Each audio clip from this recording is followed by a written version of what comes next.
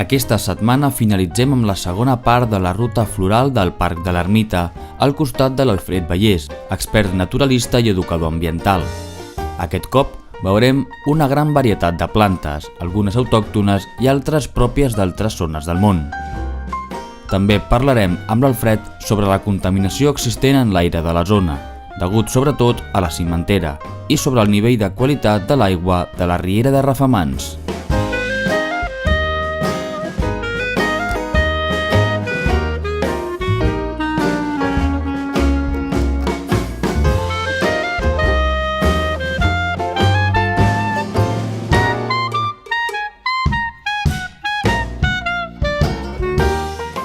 Bé, bàsicament trobaríem primer els que hem comentat, el pi blanc i el pi pinyer, després trobaríem el llentiscle, la farigola, la dauradella, el miraguano, trobaríem la falciavera, trobaríem també el que seria el berro de agua en castellà, que seria els creixens, és a dir, hi ha una gran varietat i realment trobes plantes molt interessants, algunes d'elles tòxiques, d'altres sense una aplicació coneguda i algunes d'elles medicinals. És a dir, ara potser tots tirem de farmàcia, de pastilles, però els nostres avantpassats utilitzaven amb molta intensitat les plantes que trobaven a l'entorn per guarir les seves malalties, no? I algunes d'elles són efectives, vull dir que no, tot i que s'hagin deixat d'utilitzar o s'utilitzin només a les arboristeries, doncs tenen una efectivitat contrastada, no? El carn marià seria un bon exemple. El carn marià que es fa a les vores de rius i llocs així és un protector del fetge molt bo, que fins i tot recomanen els metges convencionals, és a dir, que sí que, bueno, després la farigola, que és antisèptica, encara hi ha una tradició d'utilitzar-la, i està comprovat que el timol, que és l'essència de la farigola, té un efecte bactericida molt potent, és a dir, si tens una aigua que no vols que es faci pudenta, que no, pots afegir una mica de timol, una mica d'essència de farigola, i les bactèries no proliferen, és a dir, que d'alguna manera tothom fa sopetes de farigola, però que tenen unes virtuts molt clares.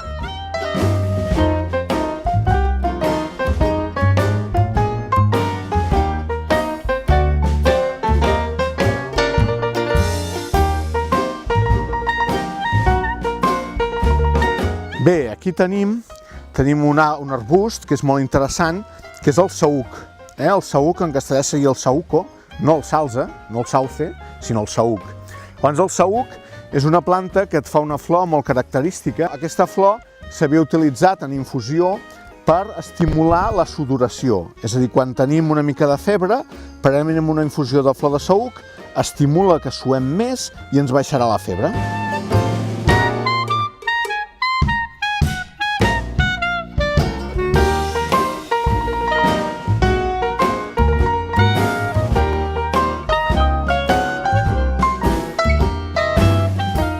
Aquí tenim la cua de cavall. La cua de cavall en castellà és la cola de caballo o l'equiseto. Aquesta és la cua de cavall gran, l'equisetum telmateia. Llavors és una planta que és diürètica, és a dir, que està indicada per estimular l'excreció d'orina, per produir orina.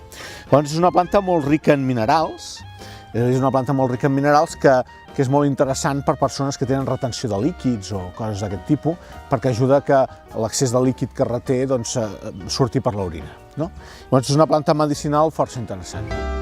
Aquesta planta és una criptògama, és una planta molt antiga, poc evolucionada, que ara ja no té, però fa un temps hi havia unes tiges que deixaven anar les seves espores, és a dir, es reprodueix per espores. I a l'època del Carbonífer, fa milions i milions d'anys, formava boscos. Abans que haguessin evolucionat les plantes actuals, doncs aquestes cues de cavall generaven boscos altíssims que es anaven caient i acumulant i que són l'origen dels dipòsits de carbó del Carbonífer.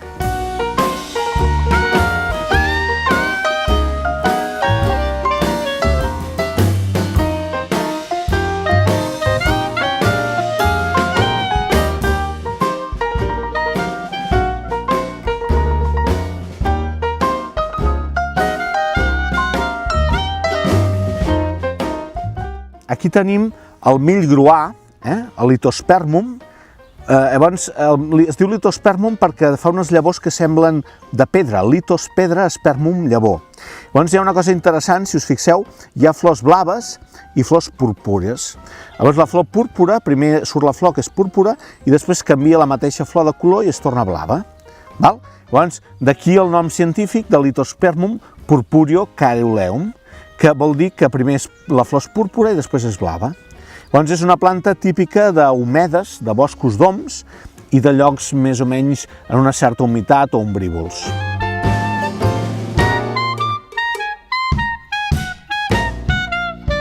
Bé, aquesta d'aquí, aquesta planta que tenim aquí és una altra falguera i aquesta és la Falsia vera. La Falsia vera en castellà s'anomena culantrillo de pozo i és perquè a les entrades dels pous també es fa. Es fa en parets molt humides, en degotalls, llocs on mana l'aigua, on l'aigua surt de les parets. I llavors és una planta que el seu nom científic és Adiantum capillus veneris, que seria cabell de Venus, perquè el botànic, el nom que tenia en llatí fa referència a que sembla la cavallera de la deessa Venus. És a dir, en sintonia amb la idea de la cavallera de la deessa Venus, té aquest nom. Bé, aquí tenim, ja estan secs, però aquesta és una planta sud-americana que és el miraguano. El miraguano té uns fruits molt característics, aquí els tenim oberts, i les seves llavors tenen una mena de plomall, una mena de ploma, que s'havia utilitzat per fer coixins. És a dir, hi ha molta gent gran que parla, jo tenia un coixí de miraguano, no? Doncs bàsicament és que es recol·lectava aquest pèl que fa la llavor per fer-ne coixins. És una planta que no hem de consumir, però que tenia aquest ús tradicional.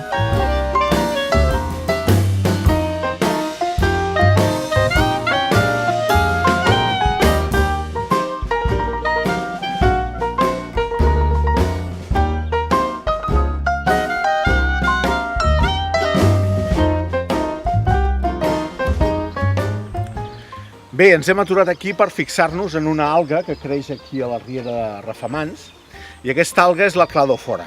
I aquesta alga ens indica, si ens anem a prop, aquesta alga ens indica que hi ha un excés de nutrients. És a dir, que hi ha un excés de nitrogen o de fòsfor a l'aigua que fa que proliferin en excés el que serien les algues. Això és el que els biòlegs anomenen eutrofització. Eutro de molt i trofos de menjar. Hi ha molt de menjar, hi ha molt de nutrient. Llavors, això ens indicaria una certa mala qualitat de l'aigua. No excessiva, però una certa mala qualitat de l'aigua. I què s'hauria de fer, en tot cas? Bueno, s'hauria d'evitar que hi haguessin abocaments de detergents o de fertilitzants agrícoles que poguessin anar a la riera i que poguessin aportar fòsfor o nitrogen en excés a l'aigua.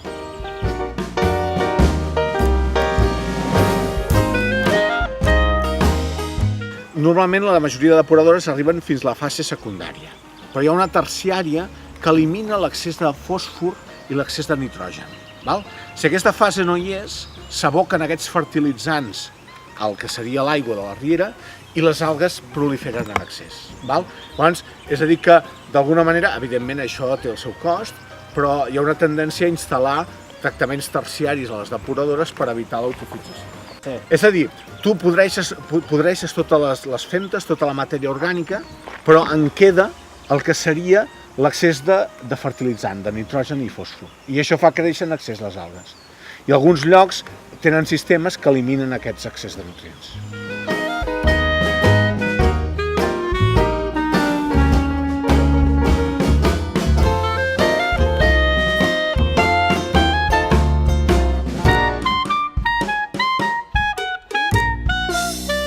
Bé, aquí hem trobat l'herba pigotera, que és el Polypodium vulgare.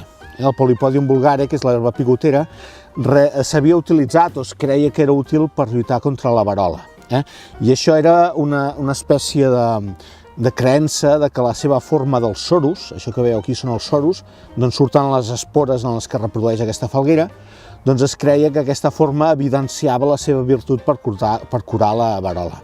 Evidentment no s'ha pogut contrastar, però és una planta força interessant des del punt de vista botànic.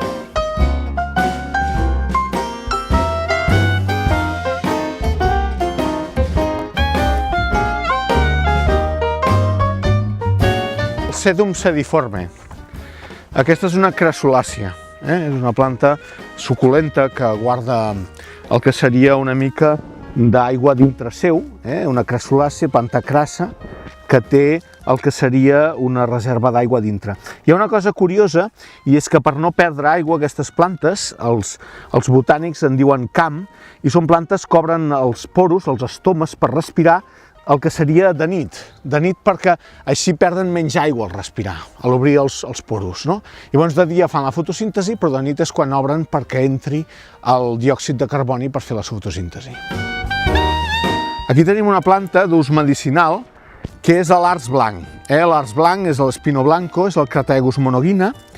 Llavors s'havia utilitzat i s'utilitza per regularitzar el que seria la pressió sanguínia. És a dir, quan tenim la pressió excessivament alta o baixa, s'utilitza aquesta planta per regularitzar-la. A més, és una mica lleugerament tònica cardíaca, perquè el cor treballi bé. Llavors és l'espino blanco, el que seria a Andalusia en diuen el majuelo. Fa uns fruits que són comestibles, com unes pomes molt petites, i aquestes pomes són comestibles, l'únic que són una mica aspres. És a dir, el gust d'aquests fruits d'aquest arç blanc són una mica aspres, però comestibles.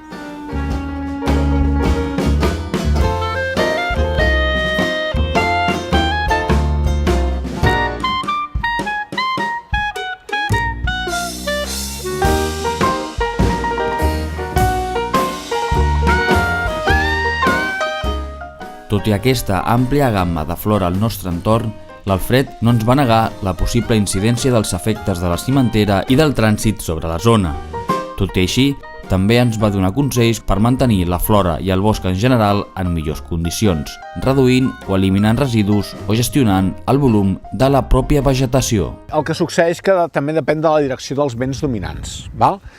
Què succeeix? Actualment a les cimenteres el que es fa és cremar residus per aprofitar-los energèticament, no? És a dir, tradicionalment la cimentera funcionava en coc, que és una espècie de residu del petroli, que seria com un carbó, que es cremava dintre el forn, escalfava el forn i transformava la roca, el pols de roca, en ciment, no?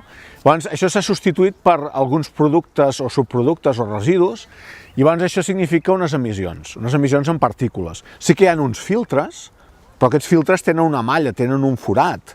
Llavors, les partícules que són d'una mida inferior a aquests filtres també surten a l'exterior.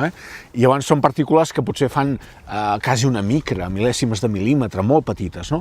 Però són partícules que es poden depositar als pulmons i que, evidentment, tenen una incidència.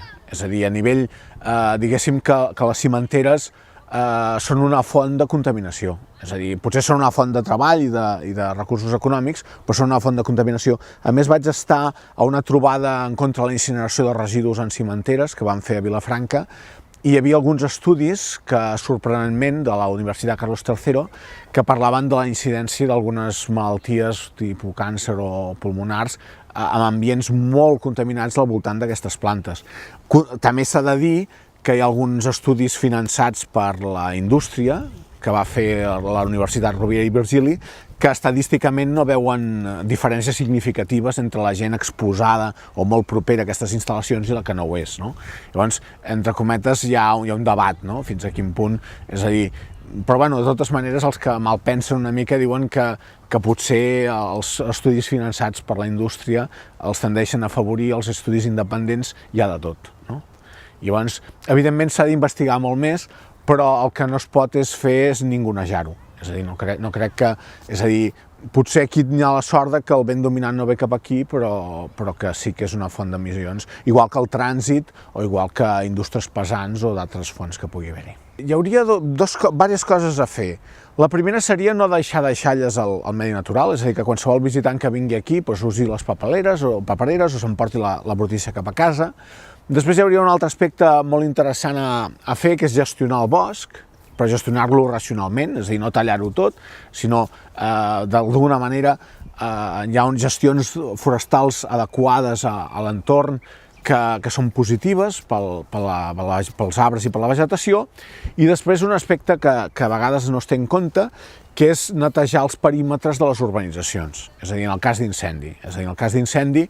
Els tallafocs s'ha vist que no són efectius. Jo he treballat molts estius al cos de bombers apagant incendis i a vegades et salta el foc d'una banda a l'altra de tallafoc o de carretera, però el que es pot fer és a prop d'habitacions humanes, de zones en perill per les persones, reduir la quantitat de vegetació, especialment fraccions fines, branques primetes, arbustos secs, que puguin cremar amb facilitat. Llavors, els consells serien aquestes: fer una gestió, però no una gestió orientada a la productivitat, sinó a la conservació, no abocar-hi deixalles, la gent que sigui cívica, i després algunes zones molt properes als habitatges tenir-les adequades perquè si algun dia hi ha un incendi no haguem de patir.